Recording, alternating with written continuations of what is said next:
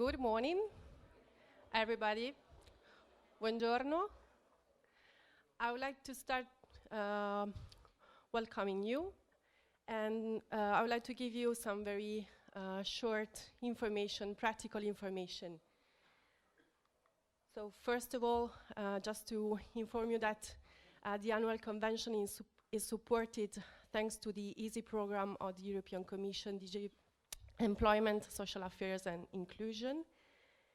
And Wi-Fi connection is free, so you just have to select the network Villa Aurelia Wi-Fi, and you will have a new window. You just have to insert your email address and to connect. Very easy. Then, second information, the official hashtags of the annual convention 2019 are We Are FEBA and Eurofoodbanks 19. You can publish posts on Facebook, Twitter, Instagram, LinkedIn. Please share your pictures, thoughts, ideas, and we will repost, republish your post on social media. Then you received a bag with our annual report 2018, our leaflet, and 2 reports that we published thanks to that are related to the activities that we are carrying out thanks to a grant from DG Santé. So the training session that we organized in Dublin at the beginning of December, and the training session that we organized in Brussels at the beginning of February. And in the bag you will find also this nice item. So if you are wondering what this is, it's a water bottle. So you can, outside the meeting room, the auditorium, you will find some water cooler. So we want to be sustainable. We fight against food waste. You fight against food waste every day. So we want also to fight against water waste and plastic waste. So please use the water bottle during these days. Thank you.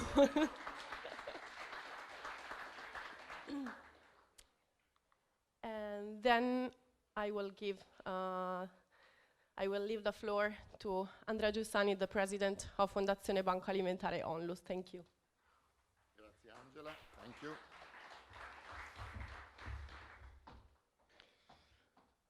Now, welcome. Good morning to everyone. I am sure that you will be happy here. You are dynamic, I see in your eyes. And this is a good starting point. Angela, Jacques and the FEBA team and Marco and the Italian team will support, and they'll do their best to manage all the meeting. If you have noticed, they are already working on the maintenance on the weather comparing to yesterday. So I suppose and I hope that they will be successful. Now, I suppose that during this session, also landscapes outside and our friendship inside will help us working in a better way. You are an unexpected number, so large number of participants, and this is a challenge. It's already a success, but it's a challenge. And we are all engaged in supporting you and the quality of the meeting. We have an objective to do all organization to keep your time in the best way, so that the next issues in the next countries will be very, very challenged to do better. We want to be very competitive on this. I hope that you will work and we will work all together very, very hard. But in the meantime, we will share ideas, friendship, relations, and food. I hope that you will enjoy Romance, Italian food, the relation with all of us. And so Rome is welcoming you. I am welcoming each of you. have a good wind. Thank you. We start now.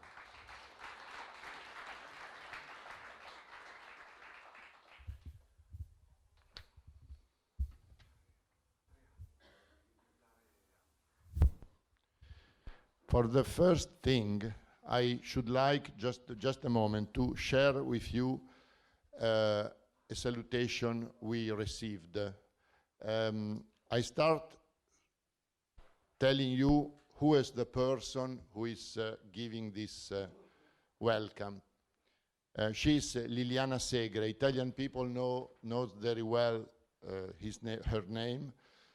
Probably some of you are not aware of the story. Liliana Segre is 89. We met her last week in our opening of a 30th of Banco Alimentare in Italy, and we asked to have a salutation for FEBA members. She has been, in 43, she has been deported, captured and deported with his father. Mother was dead many, many years before. She went with father to Auschwitz. Immediately has been separated by the father.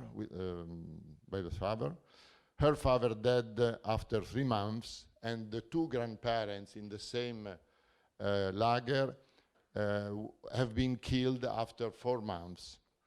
She was let out by the Red Army in the 1st May of 45. So she spent 2 years and a half in the lager. In Italy, in this year, in 43, 776 children has been deported. Only 24 survived, and one is Liliana Segre. Until the 19th, she tried to forget everything. Afterwards, she has been engaged to witness and to act against racial behavior and in favor of human rights, speaking in lot of occasions about Shoah. She wrote books, interviews, public speeches. She participated to videos, documents, and so on. She has been nominated senator for life. We have in Italy this kind of institution, a senator not elected but nominated by the President of Republic for life. Last year, in the same day of the anniversary of the issue of Italian racial laws 80 years before. Now, this is the message by Liliana Segre. Dear ladies and gentlemen, I am proud to have the opportunity to share with you the spirit of this meeting, and even if I am not with you, I wish you to do a good job. I am deeply convinced that welcoming makes people wise, and therefore I think you to struggle against an invisible enemy, hunger, extraordinary but due. By doing modern charity, your solidarity is elevated to a system, and this civil sentiment is nowadays more and more necessary. Stretching out one's hand towards people those who have fallen behind is a moral duty that makes a country worthy of being called democratic. Your good practices are the highest example of a civil society. I really thank you very much for your generous and daily commitment, and I congratulate you. Liliana Segre.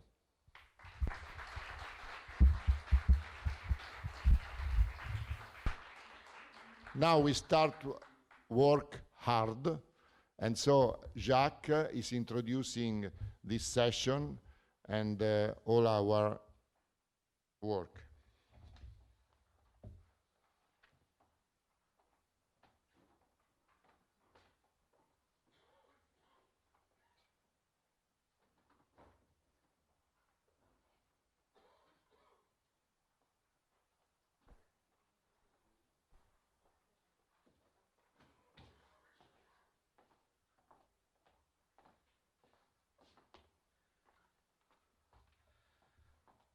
Good day to everyone. Thank you, Andrea, for welcoming us. I would conduct this, the proceedings from now on with the help of Angela and her staff. And I wish you a very good convention. Let's start by standing, please, for the European hymn.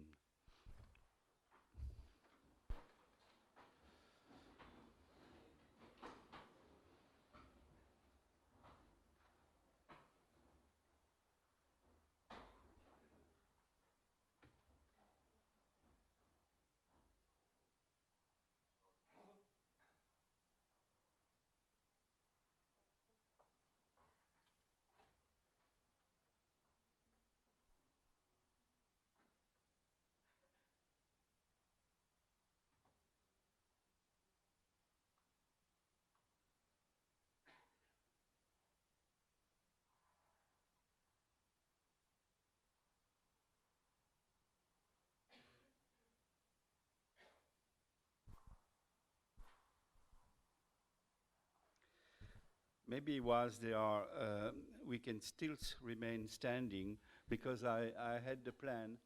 I had the plan actually to ask you to remain standing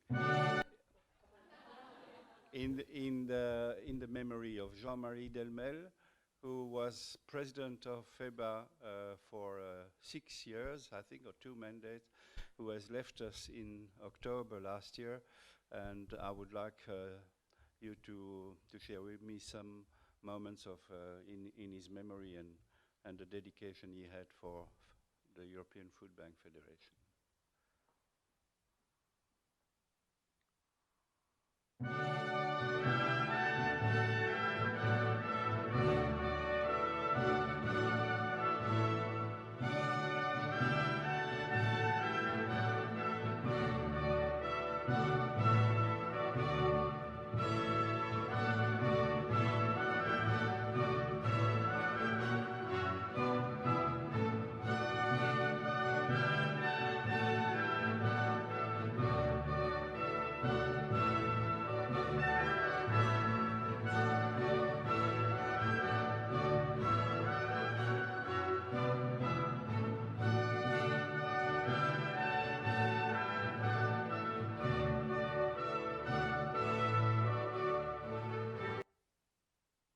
Thank you. You may be seated.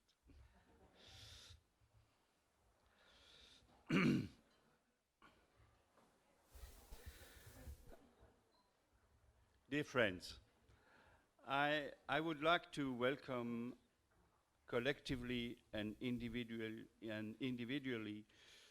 you and every guest to your FEBA convention 2019 towards the next decade together. We are here, more than 110 participants from 31 countries. A big thank you to our members and all the food bankers who are present here today for having accepted again this year to participate in your FEBA annual convention, and a particular word of gratitude to the Fondazione Banco Alimentare Onlus for their great involvement in preparing this convention and assisting our staff under the expert guidance of Angela Frigo, our Secretary General. Greetings to each delegation present, and we will respect the traditions. I would like to invite the members of the delegation to stand up when the name of the country is called. We'll start with the full members. Austria, please stand up.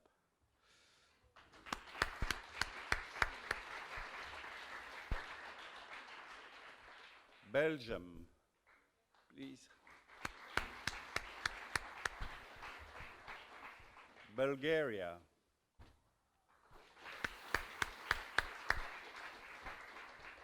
The Czech Republic.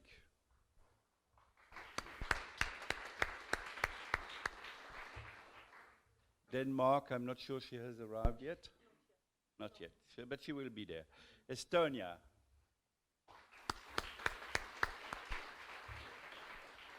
France.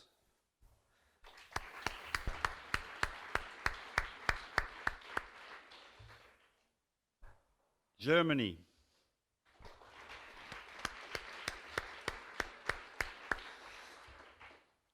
Greece.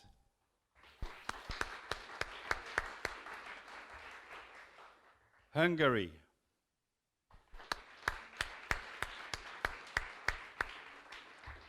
Ireland. Whoa!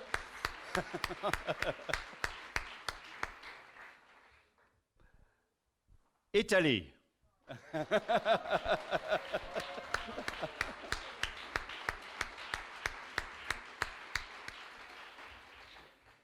Lithuania.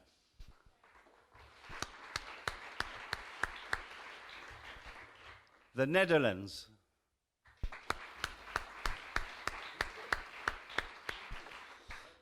Norway.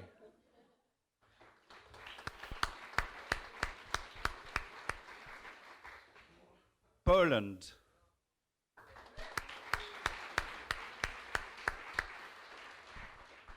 Serbia.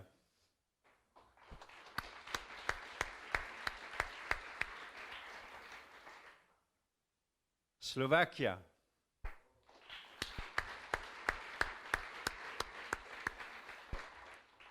Spain.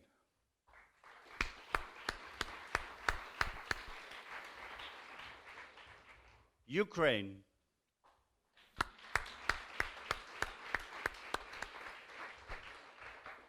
United Kingdom.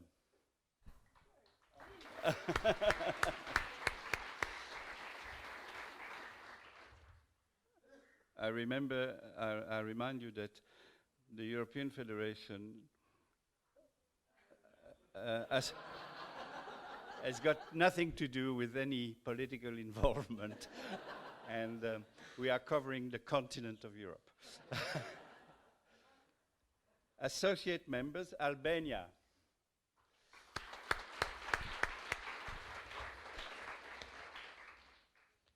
Macedonia. North Macedonia, sorry. Malta.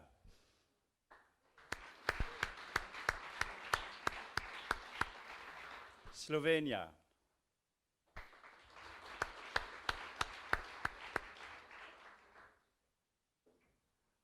A warm welcome also to Banca pentru Alimente Romagna, which is attending the annual convention as our newest associate member.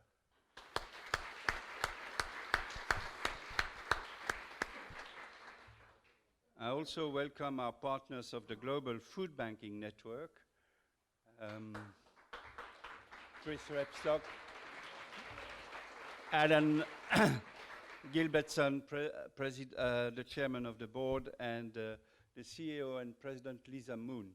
I don't know if she has arrived yet or not. No, but she will come. We feel particularly privileged to welcome for the first time in FEBA history the CEO of Feeding America. She is not there yet. She is Mrs. Claire Babineau-Fontenot.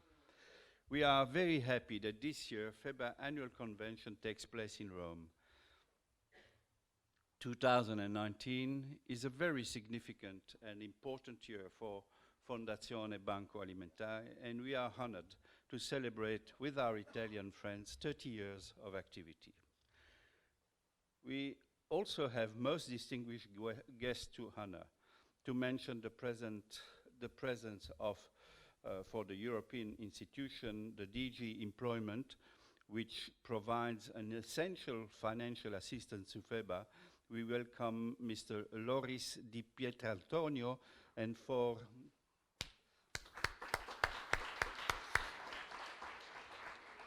DG Santé, who also contributes generously to the realization of special projects, we welcome Mrs. Anne-Laure Gassin. Their presence is a concrete sign of their commitment. Last but not least, I also welcome all the partners from the corporate world who give us so much of their support and time by being with us today. FEBA Annual Convention 2019 has a challenging theme: towards the next decade together. Europe 2020 strategy that was published in 2010 is the European Union agenda for growth and jobs for the current decade. It emphasizes smart, sustainable, and inclusive growth to strengthen the EU economy and prepare its structure for the challenges of the next decade. Poverty reduction is a key policy component of the Europe 2020 strategy. It has set the target of lifting at least 20 million people out of the risk of poverty or social exclusion by 2020, compared to the year 2008. However, in 2017, the number of people at risk of poverty or social exclusion in the European Union was still higher than in 2008. 2020 in those days seemed very far, yet it is right here, at our doorstep. Not less important, in 2015, countries adopted the 2030 Agenda for Sustainable Development and its 17 Sustainable Development Goals. As we heard yesterday at the international meeting that most of you attended, food banks are contributing to the achievement of the Sustainable Development Goals, especially Sustainable Development Goals number 2, which is zero hunger, and Sustainable Development Goals 12.3, which is the reduction of food waste worldwide. These are common goals for us all, the FAO, the European institution, food bankers, and the corporate world. The EU Commission White Paper on the Future of Europe of 1 March 2017 set out possible paths for the future of Europe and identified new challenges, from globalization to the impact of new technologies on society and jobs, to security concern and the rise of populism. The discussion on the social dimension of Europe is part of the broader debate around the Commission's White Paper and the European Pillar of Social Rights that was proclaimed by the European Parliament, the Council and the European Commission at the Social Summit for Fair Jobs and Growth in Gothenburg on 17 November 2017, setting out 20 social rights for European citizens in a fast-changing world. Future also means to meet the needs of current generation without compromising those of the future generation. As part of the broader reflection opened by the Commission's White Paper, the Commission published a reflection paper towards a sustainable Europe by 2030 and launched a forward-looking debate on sustainable development. The reflection paper highlighted that almost all elements of the circular economy plan adopted by the Juncker Commission in 2015 have been already delivered. For instance, in 2016, the European Commission established the EU platform on food losses and food waste, which brings together international organizations, member states, and stakeholders to define good practice and catalyze progress in food waste prevention. With the support of the platform, the Commission adopted EU guidelines to facilitate food donation in 2017, on the day of World Food Day, I think, 17th of October, and is running a 3-year of EU pilot project to promote their implementation on the ground.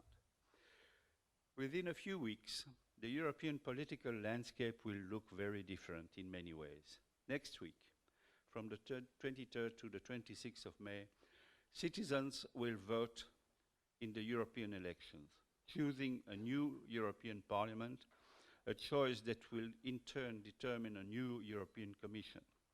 Furthermore, a European Union of possibly 27 member states will have to find its way forward in a new configuration, and with the new multi-annual financial framework, the European Union will be defining the financial means available for the next 7 years to take its vision forward and to make it a reality for its citizens. The context of food banks is changing. The landscape for food redistribution is evolving due to many factors, including a growing focus on circular economy, sustainability and corporate social responsibility, manufacturing advances and innovation, increased attention to nutrition and health, technology and digital transformation, and a stronger interest in public-private partnerships in order to build a more resilient food system. Whether political, commercial, societal, or technological, these issues deserve special attention. This is why FEBA wants to play a key role in the challenges ahead, focusing not only on each one of the issues individually, but also on how they interrelate and how they affect and are affected by one another.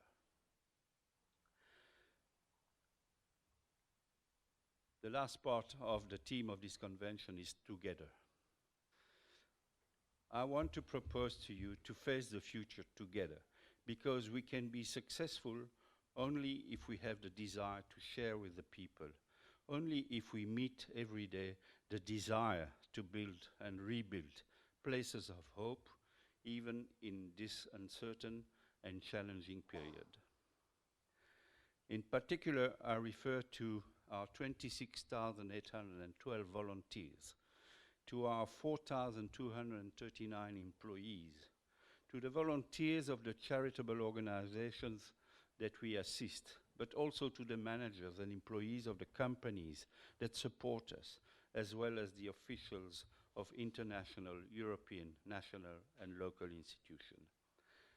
I am convinced that in whatever condition one may find him or herself, the most important contributor to strength and to hope is the realization that my life, your life, the life of my friend, the life of my neighbor, the life of a stranger, the life of an asylum seeker, the life of a hungry child has an infinite value, probably for someone and invariably for humanity.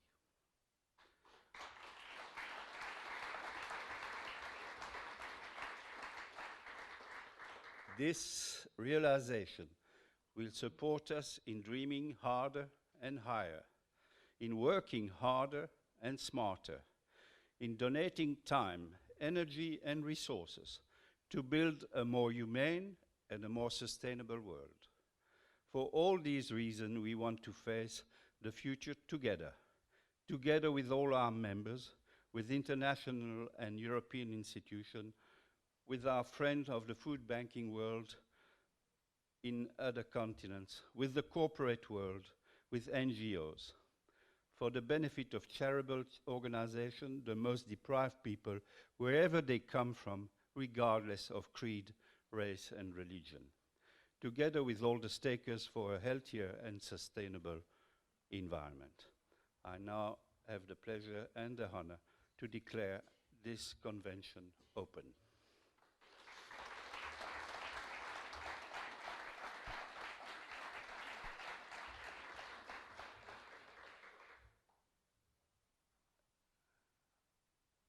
My next duty is to introduce our keynote speaker. But before I do that, I want to read you a full excerpt from the internet, actually, that says who is Tobias Becker working for. ABB is a pioneering technology leader with a comprehensive offering of digital industries. With a history of innovation spanning more than 130 years, ABB is today a leader in digital industries with 4 customer-focused, globally leading businesses: electrification, industrial automation, motion, and robotics and discrete automation, supported by its common ABB Ability digital platform. ABB's market-leading power grids business will be divested to Hitachi in 2020, but that's not very important. ABB operates in more than 100 countries with about 147,000 employees. Mr. Becker joined ABB in 1998. He headed the global marketing and sales for the power-related businesses before becoming the group's head corporate strategy. After that, for 4 years, he operated the automation business of ABB in North Asia out of Shanghai. He then took over again for 4 years the global control technology business, the strategic heart of ABB's 4th industrial revolution activities. He then was appointed by the CEO of ABB as Program Director Africa in January 2015. Based out of Dubai, Tobias successfully anchored ABB further on the African continent, growing the top line significantly. Since January 2018, he took over as Global Head of Government Relations for the ABB Group, with the mandate to drive and improve all business to government aspects for ABB. Tobias is a certified banker and holds a dual master's degree in electrical engineering and business administration from the Technical University of Darmstadt in Germany. Welcome, Tobias, and we look forward to your speech. Thank you.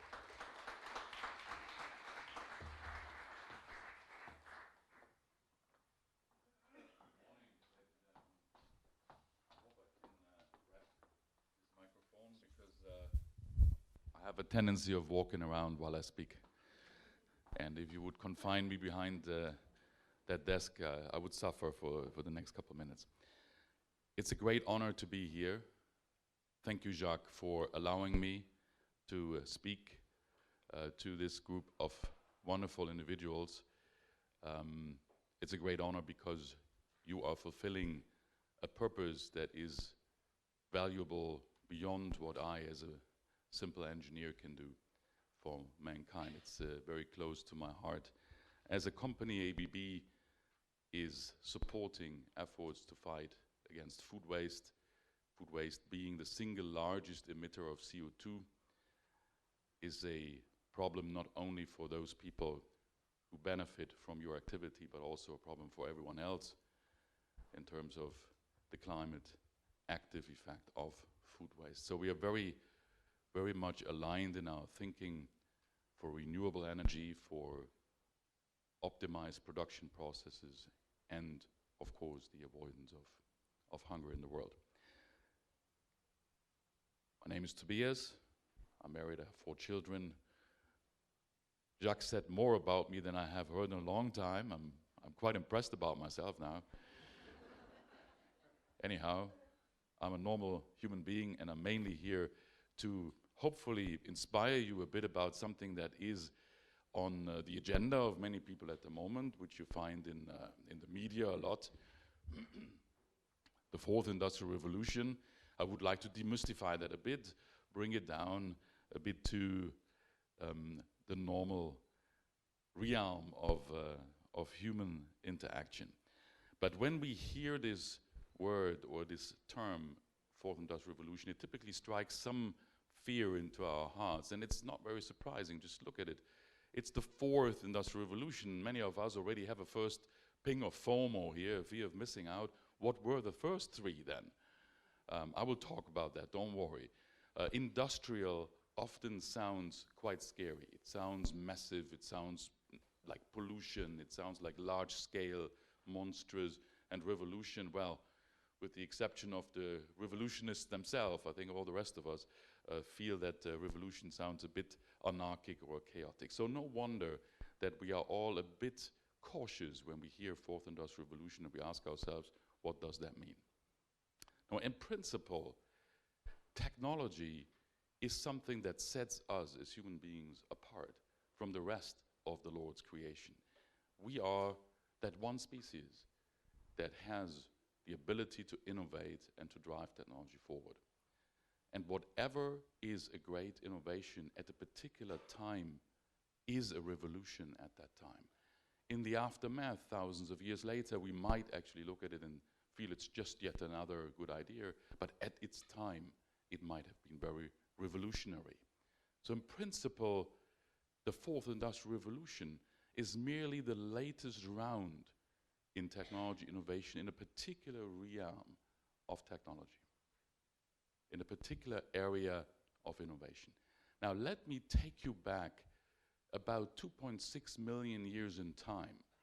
Don't worry, I wasn't there yet, but we do learn from paleoanthropologists quite a lot about how we humans were living at the time. This was a time that started in abundance when it comes to food. We were gatherers. Many people say hunters and gatherers. No, we were gatherers. Hunting came later. And there was enough food around for us to just walk around and work, if you want to call that work, for about 2 to 3 hours per day. Most of that time actually was eating, but you can call it work if you want to. A bit like paradise, until we were very successful and started to proliferate quite a bit. And the normal gathering was not sustaining us well enough, and our species was starting to kind of overstay its welcome, being too many and not being able to feed ourselves just from picking berries, fruits, roots, and nuts. We needed additional sources of protein or fat, also from animal sources, and that's where the hunting came in. Now, unfortunately, we are not made by the Creator to be hunters. Look at me, not looking like a predator, do I? Look at these teeth, they are not predator teeth. With these claws, I cannot strike down an antelope with a mighty blow from my paw. No, we were slow, weak, and we were not made for hunting. So we needed a solution. We needed a solution to enhance our diet and to emulate what successful predators do without having the force to actually do it. We needed to augment our force, and this, the first realm of technology, as I call it, we call mechanization. We augmented our own bodies, adding mechanical devices. The first one most likely was as simple as a spare to allow us to exert more force than our own body actually is able to master. Augmentation of our force was what was implemented in quite a number of first simple tools and hunting weapons, like the spear, the knife, etc. As an engineer, I cannot get around to immediately analyze what exactly is a spear, but don't worry, I'm not going to bore you with it. But all those implements always used a very simple mechanical principle to create an innovation. What it does is not only helping our species to survive in that first round of hyperproliferation, but also to democratize force. Weaker individuals, for the first time, got the ability to stand up to larger and more powerful individuals. The David versus Goliath effect. That's the first realm, but time doesn't stand still. I take you forward a bit to about 1 million years ago. Temperatures started to drop, a cold period within the still existing Quaternary Ice Age that we're in today. Temperatures dropping, glaciers closing from the north and south poles, limiting living space for our species and also our prey, our hunting prey. On the other hand, it brought forward something that I would call the first supermarket of mankind. Animals reacted to the cold temperatures with something called gigantism. They grew very big, because if you're very big, your surface grows only to the power of 2, while your volume grows to the power of 3, which allows you to produce more energy to keep yourself warm.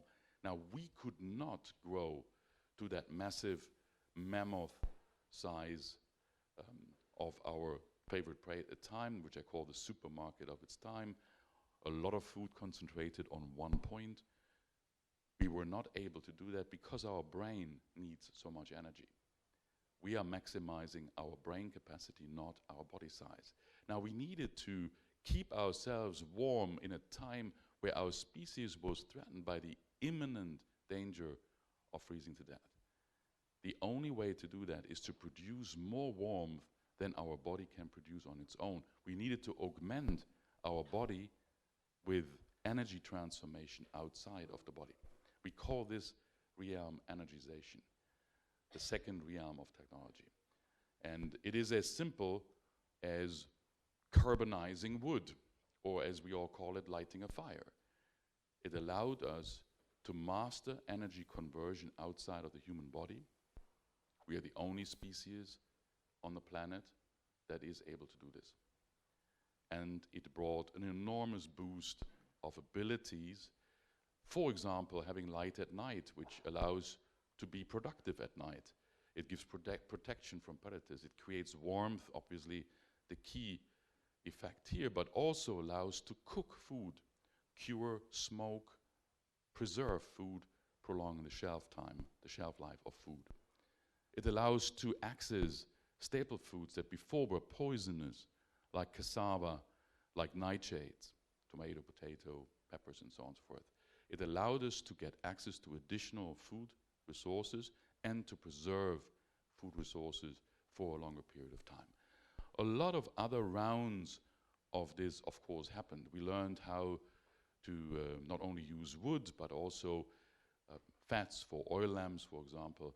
We learned how to use oil, gas, even nuclear energy, and today, renewable energy, for example, based on solar panels. All of those are rounds of innovation in the area, in the realm of energization. Now, quite interesting, force, if I go very quickly back there, where is it? Force is actually connected to energy. Energy is force times distance divided by time. So energization allows us to master energy and to augment our own body with energy. Now, the third realm started when the temperatures were rising again, the glaciers retracted. That had an effect which in the first moment sounds very good. There's more space for all of us, but it also means there's more space for the food and animals to disperse. It left behind a landscape type we call tundra, which is very thinly populated. And that means that you need to cover huge distances to actually find enough nutrition. The threat to our species now, coming from a completely different angle, was exhaustion. Exhaustion meaning that you consume more energy in the process of collecting energy, which is not sustainable, obviously, and it would have led to our species to die. Now, if you need a lot of time to find food, time becomes the issue. You need to solve the problem that time is limited. You would need to be able to hunt while you sleep, to hunt in several places at the same time. Sounds impossible on first thought, but let's think about it. It is actually possible. We would need to overcome the limitation of time, and that's exactly what the third realm does. It actually means that we can do things while we sleep by automation, the third realm. Now, automation, there is a term in it, automaton. What is an automaton? An automaton is a mechanism that is able to store energy, has a trigger that starts a process that automatically leads to a predetermined result. That is the definition of an automaton. Now, what was the first automaton we humans ever built? I describe it to you. You take a twig from a fresh branch of a tree, for example, a birch tree, you bend it and affix it. Now it stores energy. You mount to it out of your mechanization realm a tip, a dagger, for example, which concentrates pressure on a tiny point. You fix it, you mount a trigger to it that an animal can step on, releasing the twig, driving the dagger into the animal, killing it. We call this a trap, a spring trap. That was the first automaton we ever built. And it is amazing, not for the animal, obviously, but for us, because it hunts while we can sleep. You can set up one trap, 10, 50, so you can hunt in 50 places while you rest. That is what made us survive after the Ice Age. And it was the first way to use automation. Of course, many additional rounds of that revolution came.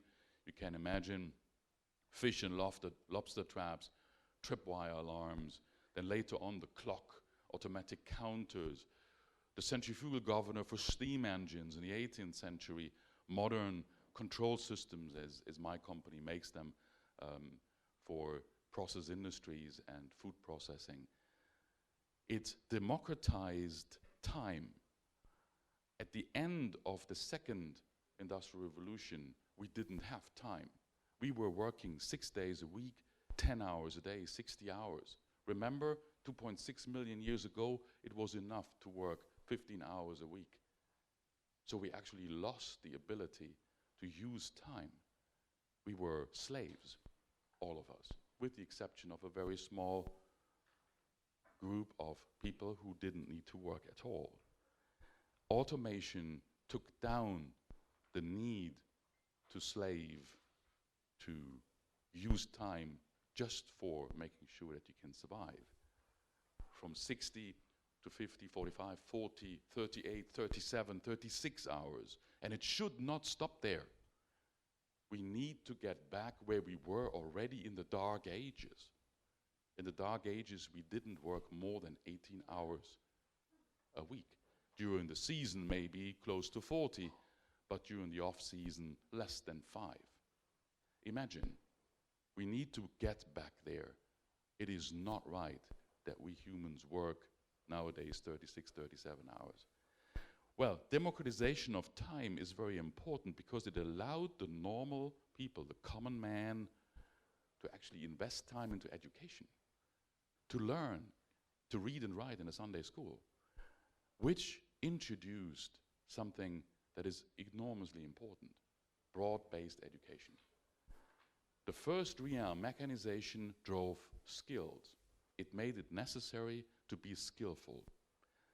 The second one was the dawn of science, because it made it obvious to us that we need to learn how do you convert energy? How can you take apart a material into its components? And how can you reassemble this into something new?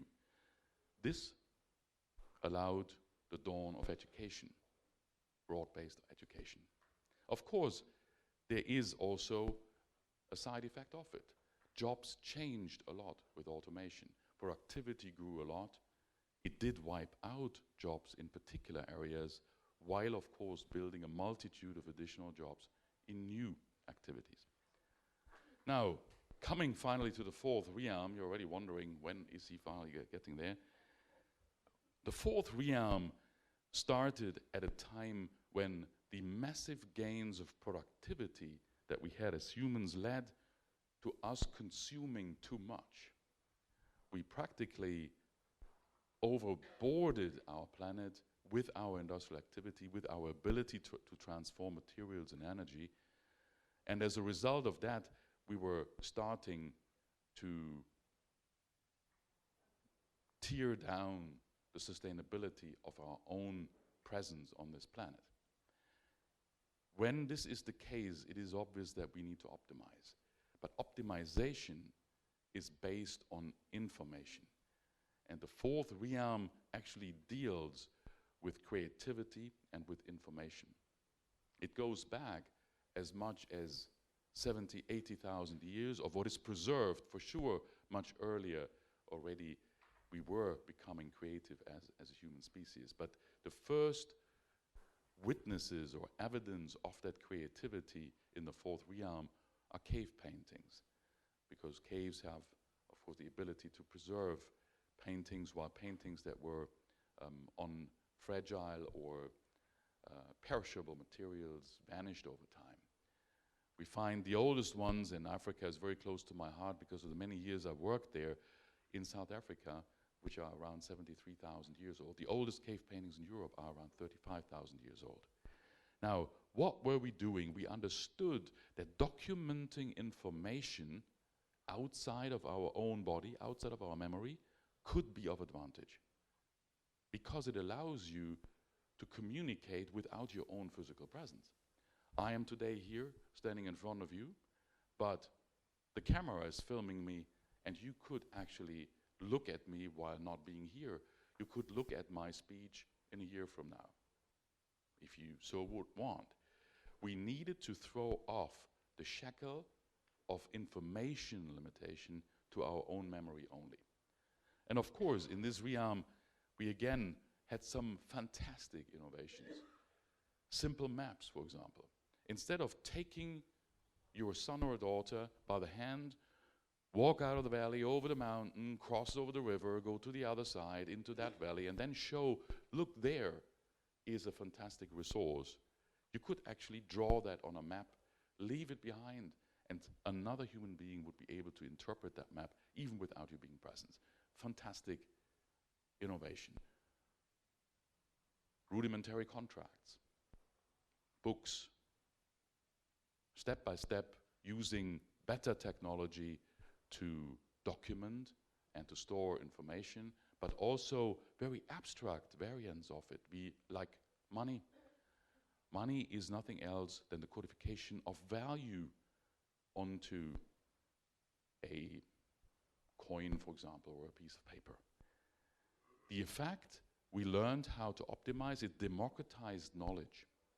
Knowledge was out of a sudden available to a lot more people. Now, there were many rounds of the informatization age. The last one we call the fourth industrial revolution, or digitalization. I will talk a bit more about that. This just gives you the overview, the four realms: mechanization, energization, automation, and informatization. Which shackle did it tackle? Force, energy, time, and information. What was the first round, as far as we know? What problem did it solve? What was it the dawn of? Skills, science, education, and for informatization it was trade. Trade was made possible as soon as we were able to codify the terms and conditions. And the latest round, production, electrification, robotization, and digitalization for the fourth industrial revolution. So it's nothing else than the latest round of innovation in something that goes back a long time. It started actually with speech, and this is why I'm saying 73,000 years old cave paintings are not the first step. The first step was speech. But we don't know when we started to speak, but it's for sure hundreds of thousands of years ago.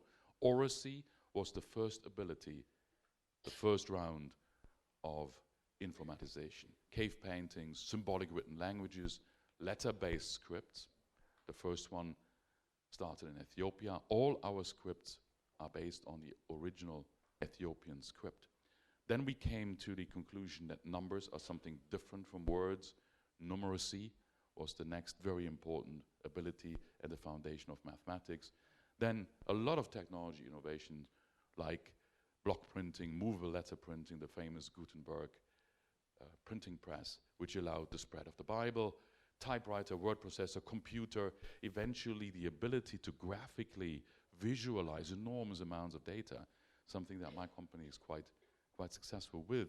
We call this graphicacy or visual literacy, a very particular ability to create but also to interpret the visualization of massive amounts of data. And the future, virtualization, virtual reality, the three-dimensional representation in very high detail of a reality that doesn't even exist. What triggered that last round? What was necessary to start it? And it will have an effect on your work as well, because it has a big effect on food processors from the farming side all the way through the industrial side and the retail end. Of course, the broad availability of the internet, but also wireless. Wireless was the key for the Internet of Things, because all those little things cannot be wired up. Cars, for example, machines in factories, they can't all be wired up. They need to communicate wirelessly. The ubiquitous and affordable presence of sensors. You all have smartphones. Each of your smartphones contains some 40 sensors, some as sophisticated as a camera, some as simple as a compass that feels the Earth's magnetic field. On this picture, on the right-hand side, you see two of our motors as they are used in the food processing industry. But what I want to draw your attention to is that small box that you see there on the side of those motors. There's a small box about the size of a pack of cigarettes. I have no better analogy here than cigarettes, sorry for that. This thing we call a smart motor sensor. It's just put onto the motor. It holds on magnetically, by the way. It measures up to 50 input variables: current, voltage, vibrations, a number of very difficult to explain properties of an electric system, but also the temperature of the bearings of the motor, and so on and so forth. Imagine it does that several thousand times per second with 50 different signals. It creates what we call big data. Now, the duplication of storage per dollar or per euro was one of the keys to be even able to make use of these enormous amounts of data. Data centers become faster, latency goes down. This allows remote control. Today we are able to remote control things that are thousands of kilometers away with a latency which is so low that you could even steer a car from that kind of a distance. 4G, 5G, new standards that we are very much advocating Europe needs in its industrial realm. Better data integration between the product during design and the actual operation. Digital twin is the buzzword. A digital twin, I will explain to you in a second, is enormously important for the technology side of producing. And then finally, artificial intelligence, or as we like to dub it, machine learning. Artificial intelligence sounds like a general intelligence, like human intelligence. That is not what anybody is working on. What we are working on, all of us, is machine learning. That means applying algorithms onto big data to be able to optimize a very particular issue. For example, how to best steer a vessel over the oceans. That's very particular. In production processes, digitalization is often connected with robotization. Robots do, on the one hand, generate a lot of data, but on the other hand, they can learn through machine learning and are able to, for example, recognize objects, food objects, for example. In this case, it's pancakes. This flax picker is picking pancakes, stacking them, putting them into blisters. This allows to be fast, replace very boring tasks, and allows to grow the shelf time of pancakes by a factor of 10 because there's improved packaging. The newest versions of that are what we call cobots, collaborative robots. They can't hurt humans. They can work elbow to elbow with humans. They do the boring part, the dull, dangerous, or dirty part. Humans do the more interesting part of work. Pervasive robotization will be something that will happen in the food industry. We are very sure it will take away certain tasks, but it will generate a lot of additional and new tasks, especially in the area of customized food. That means food that is made for an individual or an individual purpose. Digital twin, I mentioned that already. What it means is that from the design of a production process to actually operating it, all the way to even dismantling it at the end of its life, you have at all times a cybernetic representation of that entire production system in the computer, which allows you to emulate, to simulate, to even understand how wear and tear is going to affect the system, how output yields would change if you change certain input parameters. That is what we do, for example, with Robot Studio, which is something for the factory automation space. Let me bring you to a completely different industry just to inspire you about what can happen in an industry and what does it mean in terms of the abilities of that industry. I bring you to the marine industry. The marine industry ships cargo and of course also passengers around the world. It is a key pillar of our modern global trade, and it brings the ability of in-time, just-in-time delivery of goods, not the least also of food. Now, when you digitalize an industry like that, that means every vessel gets connected, collects data points. A typical vessel connects about 20,000 data items several times per second and brings all that back to a central control room. Then you can start optimizing. Of course, that allows you to have less time of service engineers on board. It reduces maintenance costs, etc. But it also does a lot of other things. It allows remote diagnostics. It allows predictive maintenance. It allows to understand that a particular facility on board is going to fail in about 2 weeks, plus minus a couple hours. You can imagine what that means to someone who's on a vessel to know 2 weeks before that something's going to break. It's the dream of every service engineer, of every operations manager in a plant. It allows to use these massive amounts of data for advanced analytics, so you can learn how to optimally drive a vessel. To give you an example, every captain on board of a large cargo vessel trims the vessel. That means you use ballast water distributed on board to put the vessel exactly flat into the water. Because if it is hanging like this, it doesn't move very efficiently. A captain with a lot of experience does that in a way that the vessel is exactly flat in the water. Now, what we found out with big data and machine learning is that the optimal way to trim a vessel is not flat in the water. It is actually in a way that you bend the whole vessel. A long 300-meter long vessel can be bent by 1.5 meters. It's quite scary to know that the whole vessel is bent like that. It's then slightly banana-shaped and saves 8% fuel. No human would ever come to that. It is against our normal thinking, our intuition. With big data, we were able to do this. We have customers that have their entire fleet connected like that, and they are able to control hundreds of vessels from operations center around the world. There will be less people on board of the vessels, more people sitting actually in offices, controlling vessels from there, which you could argue is a better job than being away from your family for many weeks. So jobs are changing. I would argue they change to the better, and obviously the side effects of saving fuel and being more environmentally safe with these technologies is very important. Now, when I look at the food industry, our focus is mainly on helping our customers to optimize how they make food.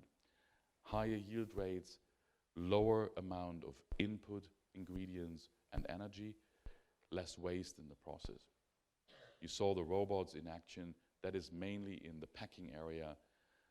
If you pack croissants, for example, humans destroy about 4% of all croissants that they put into packages.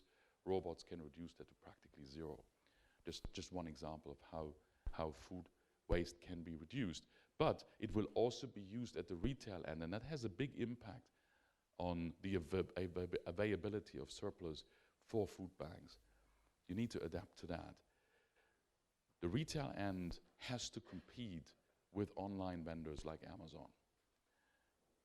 They will therefore think how they can survive. Amazon's big advantage is on the availability of that data. When we talk big data, Amazon collects enormous amounts of data on individuals, on their purchasing behavior, but also sees already that people are searching for something online and therefore can predict what will be sold a couple hours later. The retail end will have to deal with that challenge.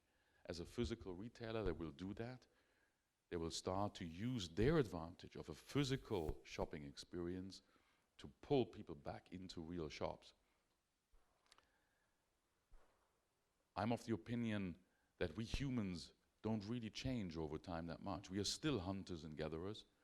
So if the shopping experience is fulfilling our intrinsic needs of hunting and gathering, the physical shopping presence will be something that doesn't go away.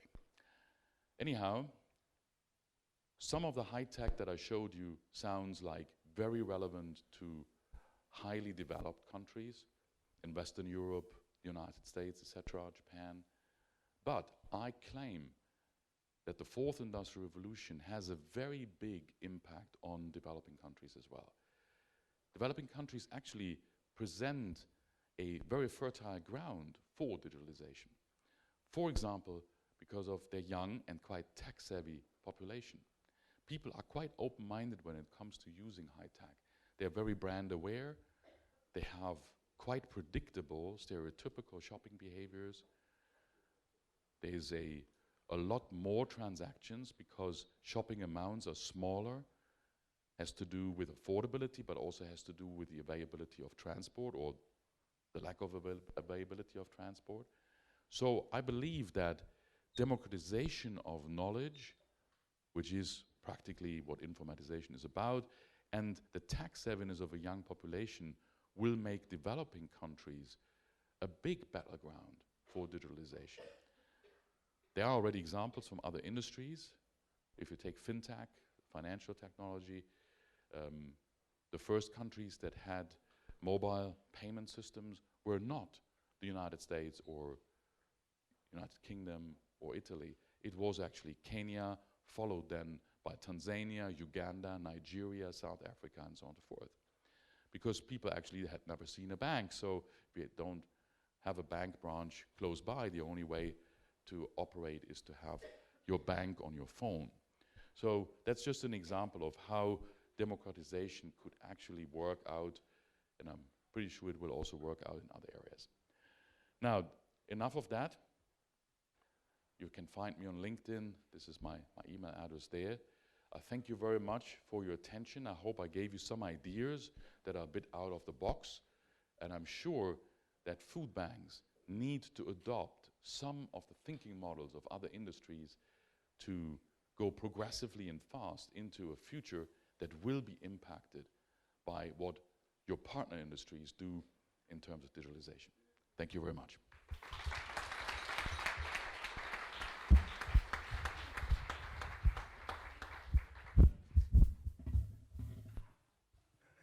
Thank you very much, Tobias, for a very inspiring speech, I think, a keynote speech, which, even if it spans over millions of years, brings us right in the subject of today, which is what is the future of food banking, how technologies are going to influence its activities, and how best we will be able to do our work.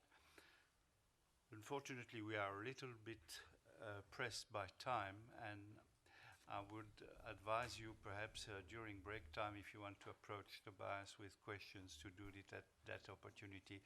But I cannot allow questions and answers at this point in time. Otherwise, I think the time schedule will be completely broken. But thank you very, very much for a most inspiring speech. And I think it reminds me what Professor Giovannini was saying yesterday, is that I think we thought we knew. And sorry? Closer to the microphone. Hmm? Closer to the microphone. Ah, okay. You hear me better now? Okay. It reminds me what we heard yesterday. I think I knew we knew, but actually we didn't know. And your speech will, I'm sure, reverberate very differently in everybody's mind and inspire some development in each one environment. Thank you again for a brilliant expose. I will now would like to introduce Anne-Laure Gassin and to welcome her. Anne-Laure is the Policy Officer, Health and Food Safety at the Health and Food Safety Directorate General of the European Commission. Anne-Laure is a long-standing friend of the European Food Bank Federation, and we will now listen to her insight. Thank you, Anne-Laure. Floor is yours. Thank you. Thank you very much, Jacques, and good morning to everyone. And I must say that every time I'm with this group, I just feel so inspired and motivated and moved by your work, your energy, your dedication. It's very, very inspiring and very special to be here. And indeed also very much enjoyed the keynote speech. A lot of food for thought also on our end. So thank you for that. So I have been asked in this presentation, I guess I just do this? Yeah. To give you an overview of the EU's action plan to fight against food waste that we undertook as part of the Circular Economy Action Plan that was adopted by the Commission in 2015, and give you also some indications for the future. So as Professor Giovannini was saying last night, highlighting the, can you hear is it okay or no? Okay. I hear some kind of wind when I'm speaking, but okay. So Professor Giovannini was highlighting yesterday, again, the importance of the 2030 Sustainable Development Agenda, and challenged us all to learn about to memorize the icons, indeed, of this framework. Clearly, just to highlight that the overall aim of the EU's action plan is to support, accelerate the EU's progress towards this target, which you all know, the SDG 12.3. And as was mentioned yesterday, there are many food runs throughout, food-related goals and targets run throughout the 2030 agenda. And when we fight against food waste, we also take action, support action support climate action, I should say. You may have heard this fact and anecdote that if food waste were a country globally, it would be the third biggest source of carbon after China and the United States. So indeed, fighting food waste is quite important from that point of view.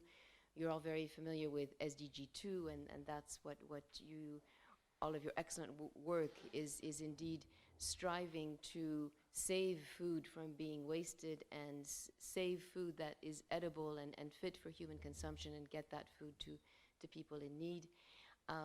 And SDG 8, decent work, economic growth, well, as preventing food waste indeed saves resources, saves money for economic actors, farmers, companies, and importantly also for households, for consumers and citizens. So all of this is quite, and there are many more that we could put on this slide. So in the EU, I've mentioned yesterday the latest estimate, which was carried out in 2016 by the research project Fusions, 88 million tons of food waste generated annually. Over 50% is generated at household level. And indeed, this is a key area of focus for member states who are implementing food waste prevention actions. This is indeed, if we want to reach the target of having food waste by 2030, we need to tackle this. And of course, the fact that food waste is generated here doesn't mean that citizens themselves are the cause of all that waste.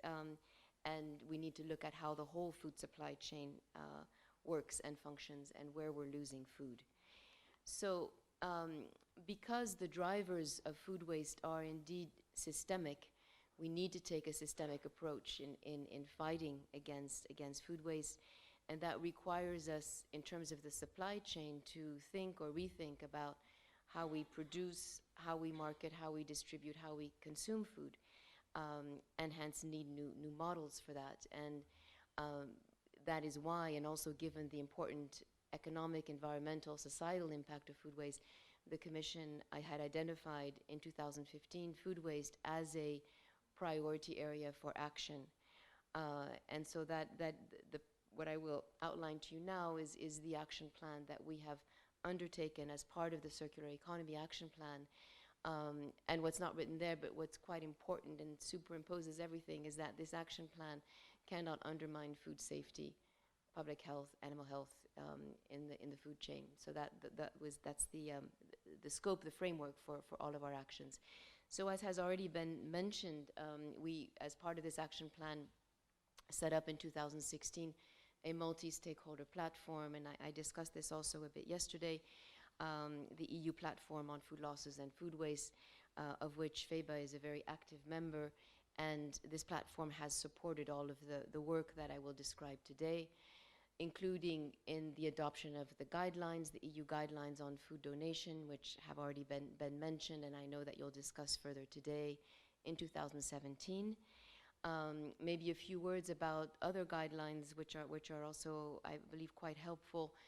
EU guidelines for the feed use of food no longer intended for human consumption. Well, what does that mean? That is food which can no longer be marketed as such or sold for human consumption because it doesn't meet specifications. So it could be unsold bread at the end of the day in supermarkets, or broken biscuits, or food which doesn't indeed meet customer specifications, but where it's safe to do so can be utilized as a resource for animal feed and thus preventing food waste. So a colleague of mine in DG Santé undertook to draft guidance. It sounds simple, it's actually very complicated because it's at the nexus or the interface of legislation dealing with food, with feed, with waste.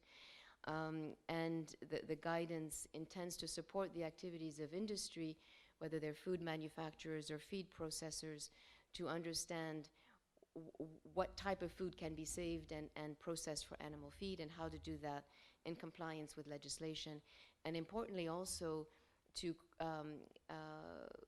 communicate clearly to control authorities what is the common EU framework, because in fact there were blockages also with member states having different interpretation of EU legislation. So that was those guidance. Guidance document was adopted in April last year, and then importantly, I'll come back to that also briefly a bit later. Very significantly, I would say, is in the context of the revision of EU waste legislation.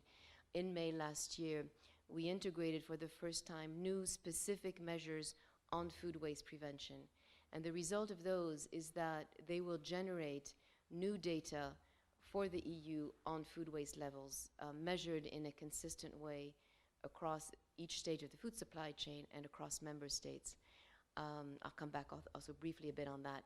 And the Commission just a week ago now, a little over a week ago, adopted common EU measurement methodology in order to support member states in carrying out this reporting.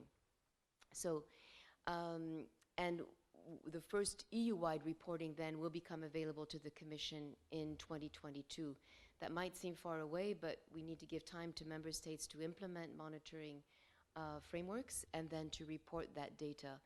And then the Parliament then has asked, as part of the revision of the waste legislation, that the Commission examine these data and assess the feasibility of setting a legally binding EU target on food waste, and to prepare a report on that or new legislation depending on what the decision of the Commission would be after impact assessment and analysis of these data. So right now in the waste legislation we clearly point to SDG 12.3 as the overall goal, but that's not a legally binding target. And also it was, had the Commission wished to set up an EU legally binding target at this stage, we would not have been able to do so because there are no consistent data across the EU to set a clear baseline. So moving forward, well, of course, 2030, that framework is, that goal is very much there, looming ahead. Of course, I could not speak here for the next Commission, but clearly for instance, in the reflection paper, which was also cited by Jacques earlier today, the Commission on Sustainable Europe by 2030, outlined the need to pursue the EU actions plan to prevent food waste, not least to strengthen sustainability of our food systems, which is identified as one of the 4 policy foundations for a sustainable Europe. So this is quite important going forward. So the platform discussed also briefly yesterday. I've mentioned the members yesterday, so bringing together international organizations, member states, a wide range of actors across the food value chain, including NGOs, consumer, environmental NGOs, food banks, charities. And the role of that platform is to help all actors, so not only at EU level, but all actors in defining measures needed to prevent food waste, to share learning. What works and what doesn't work is very, very important, and evaluating progress made over time. The platform meets physically twice a year. We have also established dedicated subgroups in given areas. So one is dedicated to food donation, for instance. And we have a digital network also to support communications of that platform. Waste legislation, just to say maybe a few more words about this. So new obligations, requirements now for member states to reduce food waste at each stage of the food supply chain, and importantly, to adopt formally food waste prevention programs. So that's really an opportunity for member states at national level, and there is a growing momentum here, but to develop national strategies, national action plans, bringing together all actors, including yourselves, in building those programs. And I've mentioned the monitoring and the reporting. Maybe a small point, legal point on the Delegated Act. It was adopted by the Commission, but it's now open to the scrutiny of Parliament, the new Parliament following the elections, and Council. So we would expect that unless objections are raised, that Delegated Act would come into force in the autumn. Date marking, so this is the dates found on food products used by an indicator of food safety, best before, informing about food quality. You're well aware of this because this also can create issues in terms of redistribution of food. Food past a use-by date cannot be placed on the market, cannot be redistributed, whereas food past the best before can be marketed and redistributed if the food has been stored properly, the packaging is not damaged, and if the food business operator, including yourselves, assesses that food and deems that that food can indeed be made available to consumers. So what are we doing here in this area? Well, we have a dedicated subgroup on date marking. We conducted a market study on date marking practices, where we found that indeed there is quite, the study confirmed the inconsistency in the use of these dates. For instance, in a given category of foods, yogurt, you can find yogurt with use-by dates, other with best-before dates, and that choice does not appear to be driven by the actual composition or the technology used to produce that food. All that leads us, the subgroup, to decide that, in fact, we need more scientific and technical guidance to support the food business operators, because it is indeed industry, it's the manufacturers who have the responsibility to ensure food safety, and they decide which foods carry a use-by or best-before date, what is the length of shelf life, etc. So we will elaborate technical guidance, but we are also seeking advice from the European Food Safety Authority in doing so, in order to develop a more risk-based approach that food manufacturers can then use to help them make decisions about date marking based on food safety, clearly on food safety considerations. I've mentioned action and implementation, which is a key focus of the platform. In fact, at the first meeting of the platform said we need to have a dedicated subgroup just focusing on this to ensure that we facilitate sharing of practice, of best practice, experience, business cases, models to prevent food waste. I just want to flag some ongoing work that is being supported by the Commission's Joint Research Center, where we have collected through the platform some 91 food prevention initiatives. Many have come actually from the redistribution sector, where with the support of the JRC, we are analyzing the effectiveness and the efficiency of those initiatives in terms of looking at economic, environmental, and social indicators, with a view simply to facilitate learning, again, of what is most efficient, what is most effective. And that will help inform also recommendations for action, which the platform will develop and will deliver by the end of the year, recommendations at each stage of the food supply chain. So last slide from my side, just to end on another important area where public authorities indeed can support this action and your action, and that is research and innovation. We've mentioned the need to redesign a food chain. Well, that requires indeed research, innovation, whether that's technology, social innovation. And the Commission does provide support in this area. Under Horizon 2020, roughly 100 million euros have been invested for projects supporting food waste reduction, and an important one which many of you know about is the Refresh project, which is it's sadly nearing completion, but has delivered very important tools for all of us to implement. The Food 2030 research program, which integrates nutrition, climate, circularity, innovation in a more systemic approach. The Live program, which has funded some 40 food waste projects to date.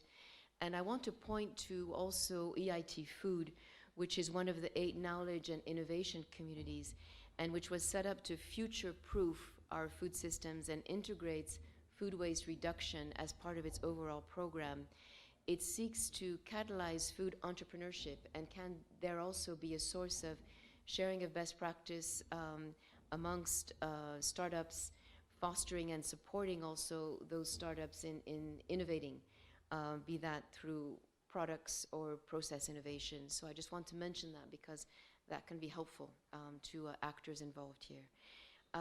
So that is really it from my side. Just to again reaffirm our clear commitment to pursuing progress towards SDG 12.3.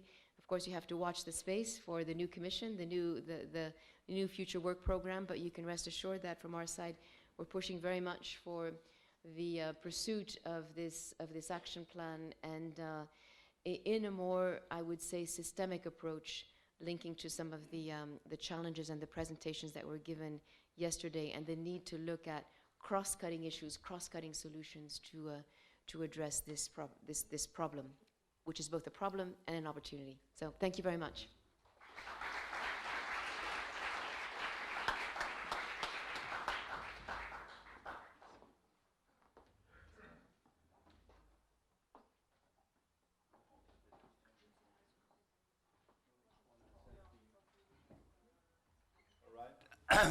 Thank you very much, Anne-Laure, for this very well documented summary of the actions enterprised by the Commission and the DG Santé in particular.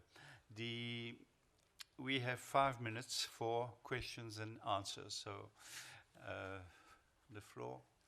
Yeah. You should have. Fine. It's okay. Madam Roller, please, just a question.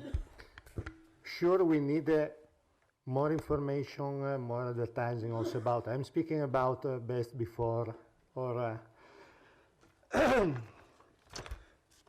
my question is, first, we need more information, because there is a lot of confusion between the people, not just in Italy, I think all Europe, about the definition. It's very clear, your definition. One is best for the health, and the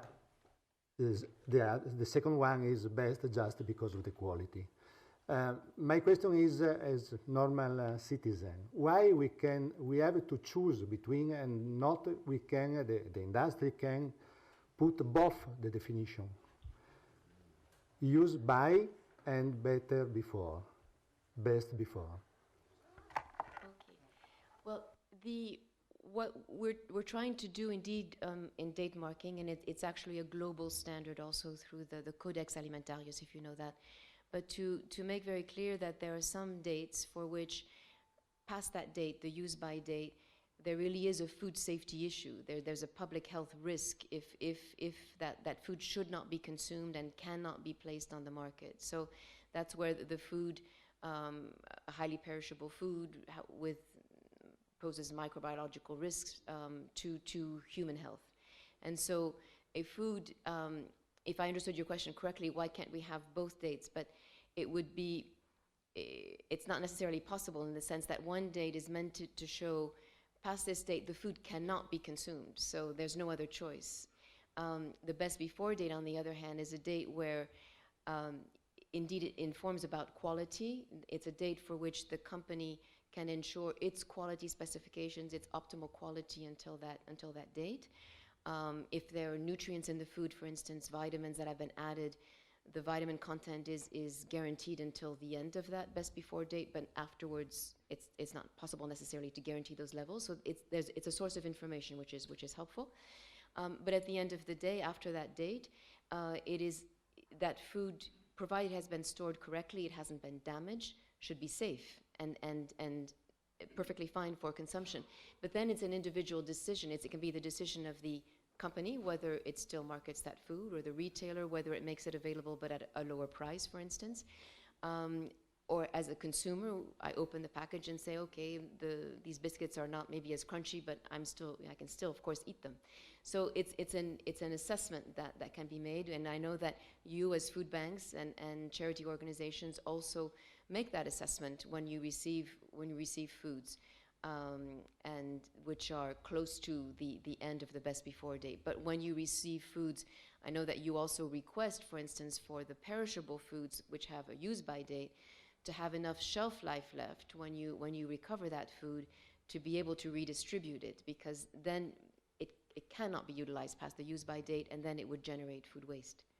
So I don't know if I hope I've clarified, but it's one or the other, and indeed we're quite aware of the difficulties in understanding, and I would say the difficulty in understanding is not only at the consumer level, but it's throughout the chain, and even sometimes amongst control authorities. So the communication that we need all to do is not only targeted at consumers. That's also something that came out quite clearly in our study, and we're hoping through the technical guidance that we'll develop to clarify that for all of the actors, to better clarify when a use by and a best before date can be used. Lindsay Boswell. Thank you for the fantastic presentation. I'm behind the pillar, you can't see Yes, me. I just see you now, yes. Okay, I can see you. Brilliant presentation, and very, very reassuring about the sophistication of the approach. Very simple question. When it comes to measurement, does that include right back to the farm? Thank you. Okay. Well, thanks for that question, because it allows me to clarify. It includes waste from the farm, so, but not food which is not harvested, and I'll explain why in a minute, and not food which is utilized on the farm. So food resources. Now, why is that? It's because the scope of the legislation, the Waste Framework Directive, is indeed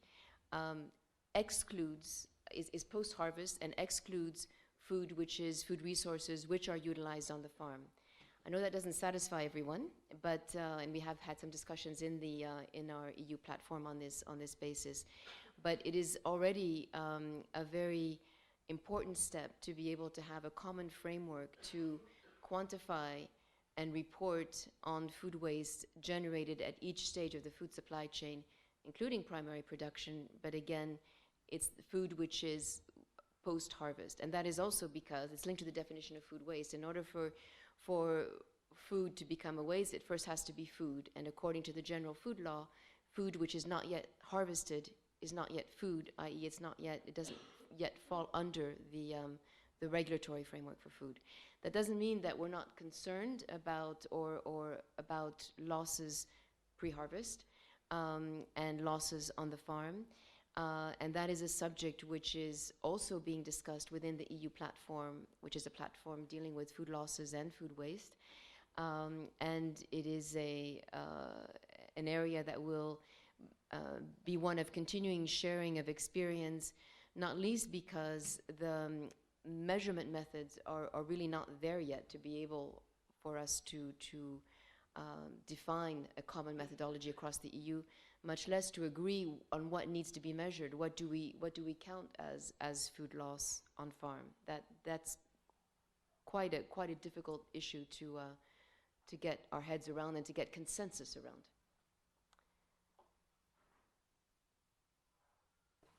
Norway. Hello, Hi, thank you very much for the presentation. It's very impressive the work that you guys have been doing in regards to food waste for many years. My question is to take it a little bit back to the date comment before. In Norway, we have adopted a labeling system that I'm sure you're familiar with, that is best before, often good after. Yes. This is a labeling system that was also adopted in Denmark and in Sweden in some retailers. And this has been very successful, not only for consumers in general, but also for us in food banks in terms of helping the charities use the food that they receive. So I was wondering if this is something that is considered in the platform, that is a practice that could be considered to be spread more widely in Europe. Okay, thank you. Yes, this is a point which actually will be discussed again in more depth at the next meeting of the subgroup on date marking.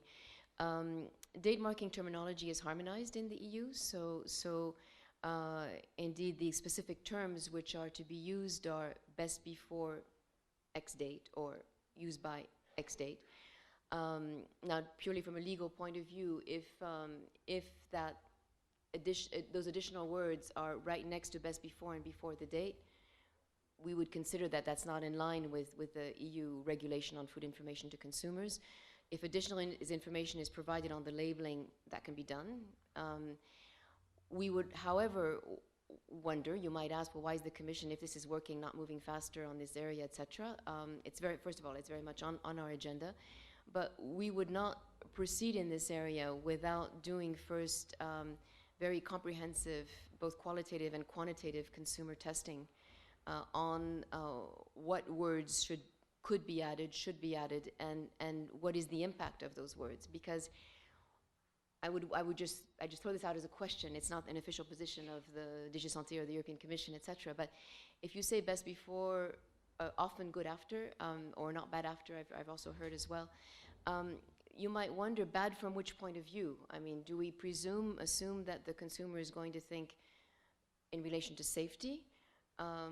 Or does bad maybe refer potentially also to the organoleptic characteristics? And indeed, for a company marketing a food, they consider that their best before date provides the best quality according, let's say, to their brand specifications, etc.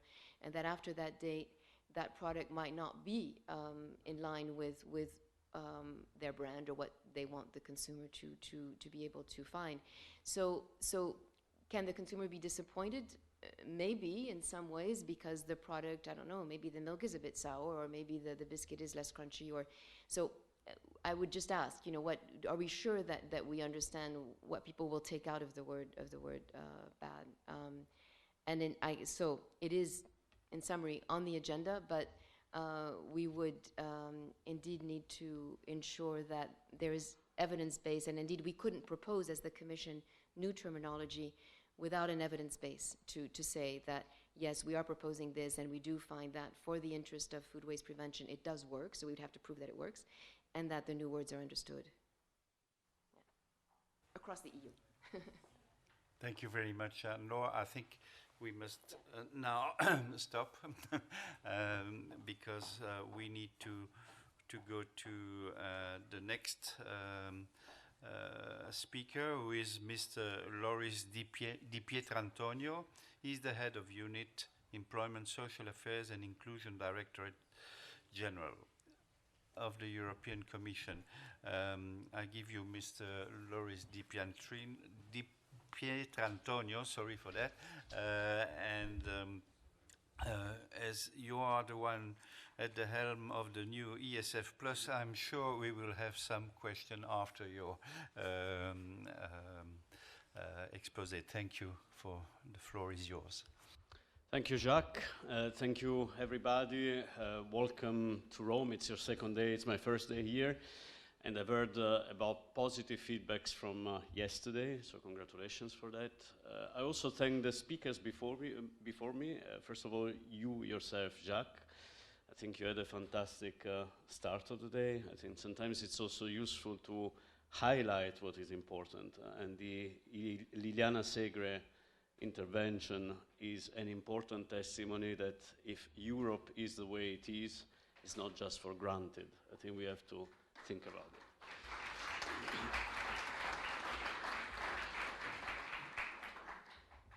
Then also thank Tobias, who preceded with the speech, because in a way he took out the rationale for the new ESF, or at least one of the rationales for the new ESF, which is the European Social Fund, which we call it Plus, because obviously we bring together 5 existing funds into one. 3 funds are in shared management, which in European jargon means we provide envelopes of budgets to the member states, and we program together with the member states these budgets. In fact, the member states are fully responsible of their programs, but obviously responsible within frameworks that we set both politically and both from a regulatory point of view. 3 funds, I said, are in share management: the European Social Fund, as we know it currently. The Youth Employment Initiative also becomes part of the ESF Plus, and the fund that you know it very well is the Fund for European Aid to the Most Deprived, which is also implemented in share management, but it's not only that, it's also implemented through partners organizations, and you are one of the most vocal, present, and important partners organizations to deliver the FEAD on the ground. The FEAD for us is a testimony of the direct engagement that the European Commission, the European Union have towards the most deprived. It's a relatively small fund. There has been recently an European Court of Auditors report clearly said it's a good fund, but obviously we cannot establish the link of this fund to reduce, for instance, poverty. And this is obvious to some extent. I mean, this is true. I mean, it's a fund of 3.8 billion euro. The target for 2020, as you recalled, was to diminish poverty by 20 million. Then there was the crisis. Obviously, poverty has a number of aspects which are related also to the economic context. We never really fully got back into the levels before the crisis, although in fact with the recent recovery, poverty is decreasing. Nonetheless, shall we be cherished or not? Not. I think, you know, we are still very far away from that target, which was the 2020 target, and even more far away from the SDG target of eradicating poverty. So 3.8 billion is a good effort, is an effort that leverages in some countries here between 4 and 6 euro on the ground. So 1 euro provided by FEAD sometimes are able to mobilize 4 to 6 euro on the ground in terms of food aid and basic material assistance. But this is obviously not enough. We have to do more collectively. Member states have to do, sorry, I heard myself very loudly, but maybe not you. We have to do everybody more in this area. And this is an effort that we are taking seriously within also the European Social Fund Plus. By integrating this fund, our philosophy, our rationale, our belief is that we are not only providing basic material assistance or food provision, but we are providing also the measures that are necessary for fully fledged social inclusion. And this is one of the key rationales why in the new proposals, in fact, we merged the Fund for the European Aid to the Most Deprived with a more mainstream European Social Fund. We want these achievements also to be bigger. Currently, the Fund for European Aid to the Most Deprived serves around 12.7 million people in Europe annually. So this is a big impact, still small, in fact, to eradicate poverty structurally, but it's a big impact, a very tangible impact to people. If I also mention who are these people, 29% of the addressees, of the receivers of aid are children. About 10% are people over 65 years of age. So in fact, we are talking about very fragile target groups, and also those that are, let's say, in working age not necessarily are workable to some extent or easy to be integrated into the labor market, although by merging the funds, this is what we also want to offer, is really a stepstone when possible to not necessarily be integrated straight to the labor market, but at least to be referred to social services, to be referred to social structures, to be referred to a pathway for fully fledged integration. So this is the philosophy underlying this combination of funds. I think a story that links also to Tobias' presentation is the story of the new technologies. And this is the wider approach of the European Social Fund Plus for 21-27. Work 4.0, artificial intelligence, machine learning, call it in different ways, is something that is not entirely new. It started already a few years ago.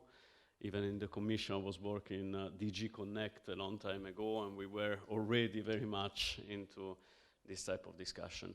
But I think in this year, we see particularly what we need to do to help people transit towards the world, because we are truly believers, as Tobias is, that there will be some displacement of work from low-skill task technologies to high-skill technologies, that probably the jobs created will be even more than the jobs lost. But the transition is important. And this is also more challenging now than probably in the past transitions, because in the past transitions, in a way, skills were evolving in an arithmetic way, and our brains could cope in an arithmetic way. Now, in fact, there is an exponential way of increasing what the technology demands instead of skills, but our brains are still on an arithmetic progress. And I think we have to do something for that. We don't cherish that we have the magic. I don't think we have magic solutions, but I think the European Social Fund Plus has to be used to the max to allow for this transition, prepare the workforce for the future, create the new skills, create a better connection between the world of education and the world of work, fund the right vocational education and training areas which are important for the future. Another word I wanted to spend is on the fact that the European Social Fund Plus entirely aligns to what you mentioned at the beginning, which is the European Pillar of Social Rights. For us, the Pillar of Social Rights, it's an important cornerstone of our policy making, but also a demonstration to how to achieve sustainable development goals. The specific objectives, which you would see if you read the regulation, the proposed regulation on the European Social Fund Plus, are entirely reflecting these rights and principles, especially the ones that are fundable, so that is to say, being supported by a fund of the European Pillar of Social Rights. For us, it's a true commitment to align the fund to what is preached in the pillar, because only by that we can actually show that things that are said in principles, in rights, and sometimes also in legislations, have to be also supported visibly by funds. And then some word of reassurance. I think nowadays many stakeholders have digested the proposal. The initial concern, especially from the FED stakeholders, was, yes, I mean, the merger is fine, but we are very worried, and we are very worried about the regulations. We are very worried that share management is already difficult. Don't make it difficult for us. Now, reassurance from us is that we proposed a regulation which entirely keeps, in fact, the structure of the previous FED fund, the ways of deliveries, the big important role of the partners organizations, the exceptions to the rules, which otherwise would be heavier. So this is now crystallized in the proposal, which is not only the proposal of the regulation, already the Council has provided its mandate to have these safeguards for the specific objectives which are of more interest for the FEAD type of operations. As you know, the Parliament gets more ambitious, so the discussion is not closed here. Within this regulation, we have a proposal of an overall budget of 101.2 billion euro for the ESF Plus, with an earmarking of a minimum of 2% that each country have to allocate from their own resources of ESF for the fair type of operations. The target is to arrive at 4% of this ESF Plus budget. Now, as this period showed, we are certain that we will go even beyond that target. The Parliament politically took a greater stance. They want the target to be bigger already in the regulation. So they are proposing, instead of 2% investment per member state, 3% investment per member state, and beyond the social inclusion investment, which we required to be 25% of the national allocation. So this will bring the overall national envelopes for social inclusion within the ESF Plus to a total of 30%. So ambitious from the Parliament. Obviously, we are the Commission. We have to be realistic with the budget. There's one member state less. There is a budget which is a moderate budget, but also we're proud that it was preserved quite substantially for the social side, and we defend our figures. But discussions are not stopped. Obviously, they will continue with the new Parliament. Let's hope, and this is a wish that I provide to everybody, that the discussions will be fruitful by October, when the trilogues will restart, and will lead to very positive outcomes for all of us, but especially for the final addressees, which are the European citizens and individuals, as you say, who have a value by their own in Europe. Thank you very much.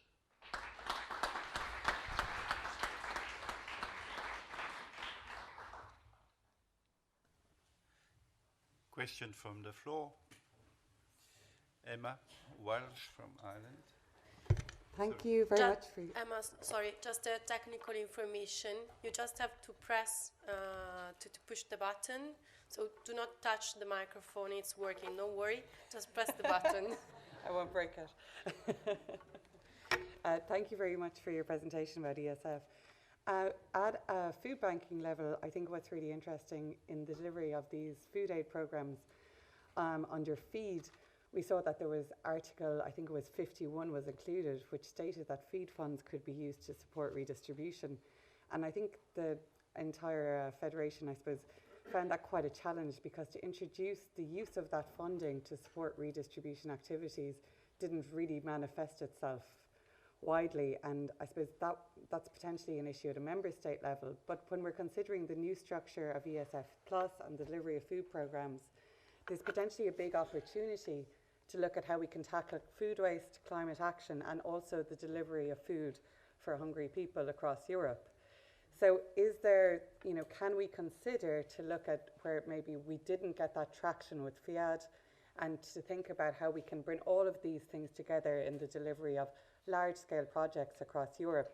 Because if we look at a global level, there's lots being done in transformative supply chain around, food we heard earlier about food that's not harvested, food that's ploughed back into the ground. If we can support those kind of programs in the delivery of, European food aid programs, then potentially we get a much better bang for our buck, much better return on investment, and we're also tackling climate action problems as well. So it seems like a missed opportunity not to consider things like that at this point. Thank you. Shall I reply immediately, or yeah? Okay. If I understood well, you wanted to enlarge a bit the scope, in fact, of the actions. Now, I'll give you two answers. First of all, obviously, one of the answers is that the budget is limited, but also we wanted to keep the operation as simple as possible. I mean, one of the assets that the FEAD had in the past, and we also want to keep it for the future, is that it's a very simple operation. By keeping it simple, we make sure the food reaches, in fact, the final destination or basic material assistance. Then we, and this obviously, the council, in fact, are on a position which is a bit more helpful in that regard with their positions under the negotiating dialogues that we are having with them. We had proposed 5% flat rate on transportation, for instance, on the organization, administration of the FEAD type operations. So in fact, I shouldn't call them anymore FEAD type of operations, but rather specific objective 11 of the next ESF plus. The council, in fact, brings it to 7%. So this has been increased. There's also a mention of preparation, and within the preparation, obviously, a number of items which are connected to logistics or supply chain can also be thought of. Obviously, this will be now very much depending on the programming on the ground, how the member states intend to plan the distribution, plan the logistics, and I think most likely this is in fact more a national level type of challenge than a regulatory type of challenge from our point of view.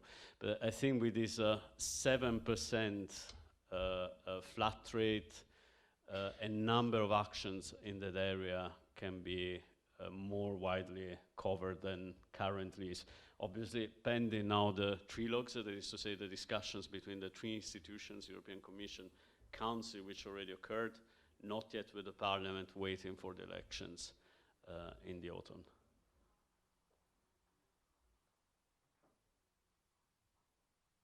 Other questions? If I may, I believe that there is in the new ESF Plus dispensation, there is a possibility to use a portion of the funding for capacity building. Could you please perhaps tell us a little more about this? Because this could also be an opportunity for food bankers, perhaps, to develop their network. In fact, this is one of the advantages of merging the funds, because obviously these specific objectives now fall into the more horizontal rules, let's put it this way, which cover the full branches and components of the fund, which is an obligation. This is the proposal of the Commission. And now I tell you also how the Council positions itself and how the Parliament positions itself into that. The proposal of the Commission is to, for the Member States to provide, so it's an obligation, adequate support, which is financial support, to social partners and civil society organizations in terms of capacity building. And this obviously is not only social partners, it's civil society organizations, so in fact the partners organizations could be also in the game. This also now very much depends on the programming side, so that is to say is the responsibility of the member states to provide this adequate support to capacity building. And for that, I mean, the invitation is to be awake now in terms of the programming with the member states. Position of the Council. The Council asked to water down this proposal by inserting, in fact, a word which is where relevant. So that already gives you a bit the debate from the Council, that is to say the member states. The Parliament, on the contrary, says member states have to establish an earmarking of 2% of the ESF Plus allocation for capacity building of social partners and civil society organizations. So they go again, much more ambitious. On these things, I mean, and I really have to use a disclaimer here and the magic ball. I think the Commission position stands in the middle of two extremes. So how the negotiations will end up, nobody knows, but I'm pretty confident that our position, in fact, strikes a good balance. In practical terms, what does it mean? Is this guaranteed? I mean, no, I think in practical terms, one fundamental principle of implementation of the European Social Fund now, but also the European Social Fund Plus in the future, is partnership. On that, we will really try to be as vocal as possible, as present as possible, and as insightful as possible. If behind programs there are not the right partnerships, if the partnerships are not wide enough, then I think there is a missed opportunity for the programs to be in fact embedded into the local realities, whilst the philosophy, in fact, of share management is exactly that the programs are run at the best level possible to really take care of the local reality, which means not only from the governmental institutions and the governmental sides at whatever level it is, but in fact with the right stakeholders on the ground, the right social partners, the right civil society organizations that operate on the ground and can help in programming. So that's why I'm saying, as from now on, be awake on the ground.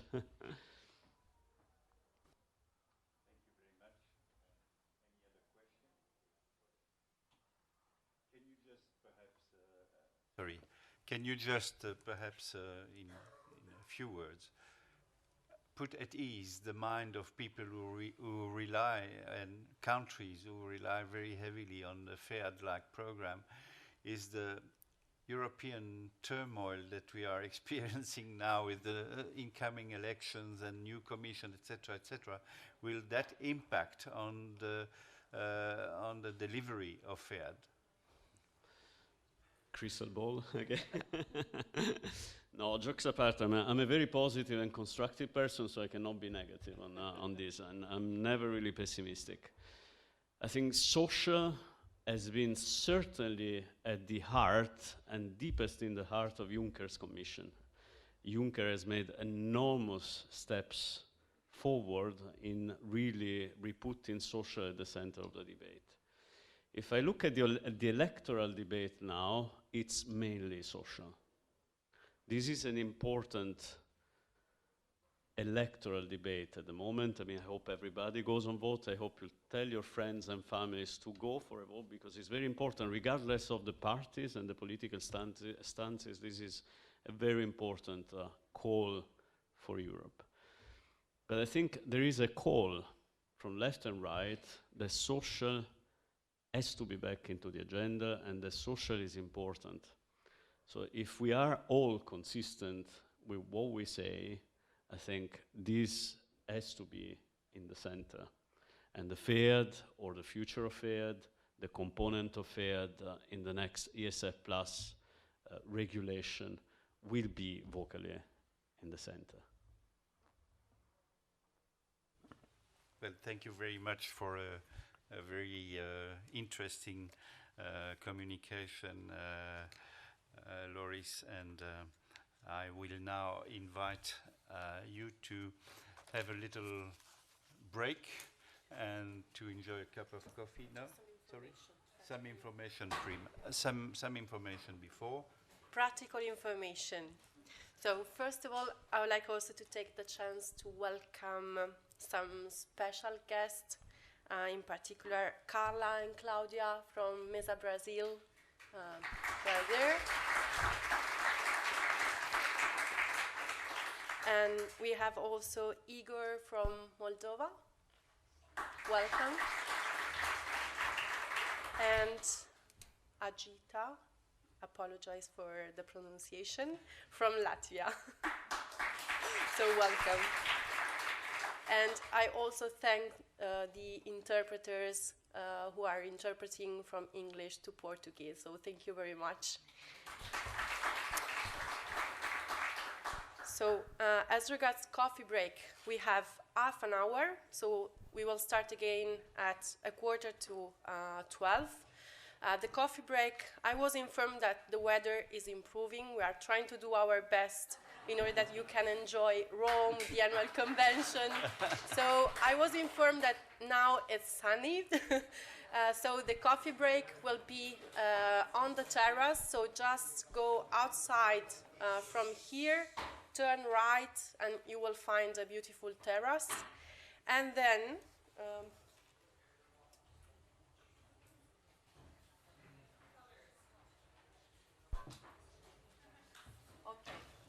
after the coffee break, we will start again, of course, and we will work in 8 different working tables.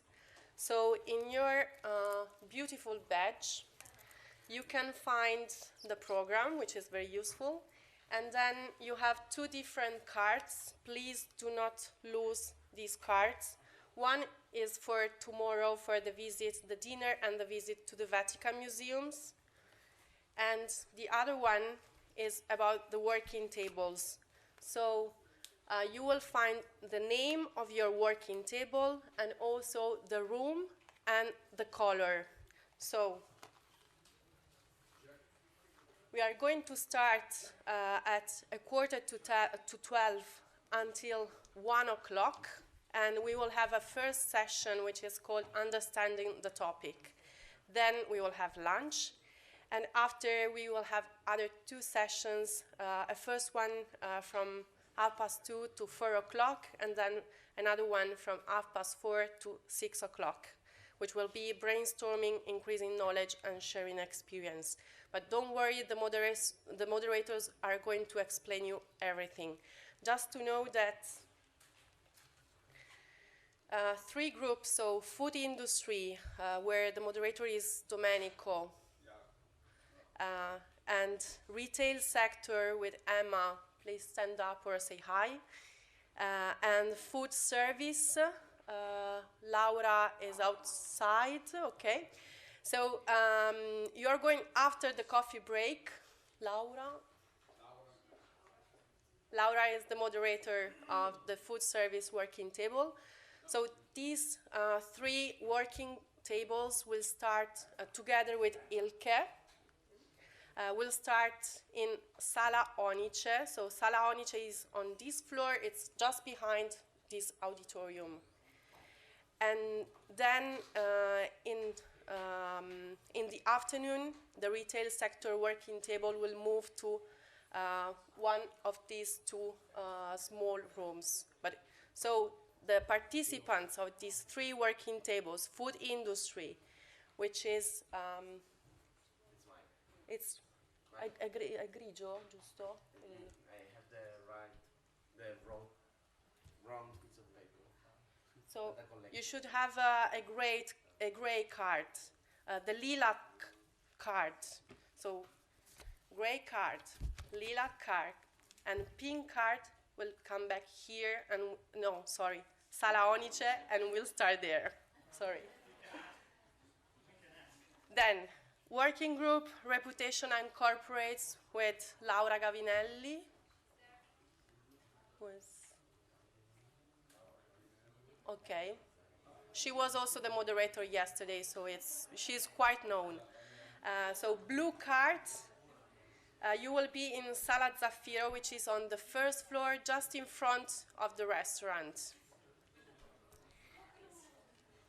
Data collection and IT, so the white card will be with Fabio in Sala Opale, which is here on this floor behind the auditorium. Yellow card, advocacy with the European institution with Imma, and okay, she's there. Sala Onice, this floor behind the auditorium. And sorry, Sala Opale is on the second floor. Okay, follow your group leader and you will find the right path. And then we have the green card, which is fundraising direct marketing with Daniela. Is Sala Amphitheatre, so here. This one. And last but not least, food collection with Antonio. Orange card. Sala Gemma, which is on this floor, if I'm not wrong, okay, behind the auditorium. But so just to be sure, follow your group leader and you will find the room. You were lost.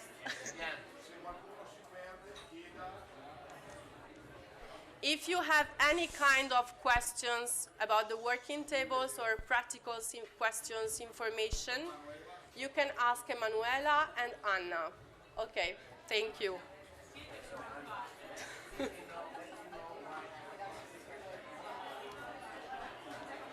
Ah no, questi sono miei. Ok, va bene. Ne divento io responsabile, va bene, va bene. Ok.